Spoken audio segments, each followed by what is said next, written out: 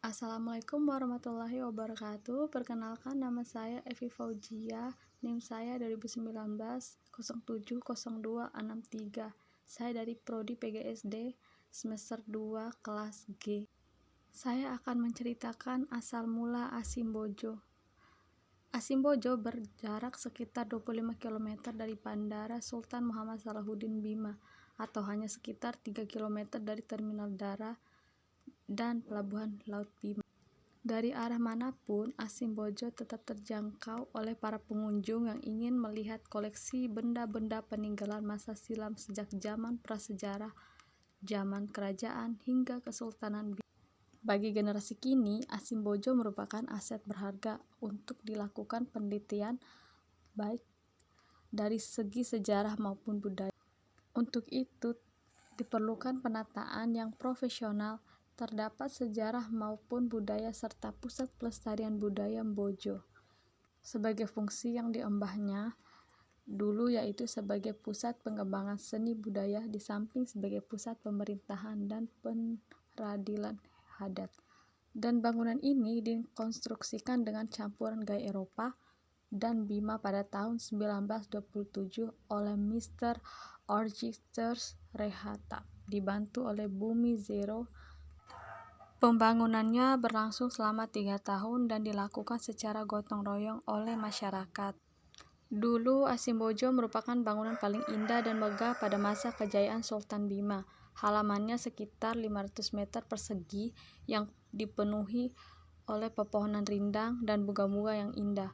Bangunan istana diapit oleh 2 pintu gerbang timur dan barat yang senantiasa dijaga oleh anggota pasukan pengawal kesultanan. Bersamaan dengan berakhirnya masa kesultanan pada tahun 1952, maka berakhirlah peranan Asimbojo sebagai pusat pemerintahan, pusat pengembangan seni dan budaya, pusat penyiaran Islam, dan pusat pengadilan adat. Namun, filosofi itu telah sirna seiring dengan dikapling-kaplingnya tanah di sekitar istana oleh segelintir orang untuk toko, kantor, rumah, atau tempat tinggal dan keperluan lainnya. Asimbojo telah dijadikan sebagai museum setelah diresmikan oleh gubernur pada tahun 1989. Di sini dapat dilihat barang-barang serta pakaian adat yang digunakan pihak istana kerajaan serta para prajurit waktu itu. Beberapa barang itu ada yang terbuat dari emas, perak, dan tembaga, seperti mahkota, payung, keris, senjata, perlengkapan kuda istana, dan lain-lain, serta dapat dilihat barang-barang yang dipergunakan untuk aktivitas sehari-hari. Benda-benda di Museum ASI ini tidak hanya dari zaman kerajaan dan kesultanan, akan tetapi benda-benda purbakala sebelum masa kejayaan kesultanan juga dapat Anda lihat di tempat ini. Museum Asimbojo terletak di pusat kota Bima. Di depan ASI terdapat sebuah tanah lapang atau alun-alun yang dikenal dengan Serasuba. Dalam perkembangan sejarah, Asimbojo pernah beberapa kali berubah fungsi, terutama setelah meninggalnya Sultan Muhammad Salahuddin. Bangunan sejarah ini pernah menjadi gedung daerah, asrama Kompi, kampus Sunan Giri, jadi tempat penampungan orang-orang PKI, dan berulah pada tahun 1986 Bupati Bima saat itu, Haji Umar Harun.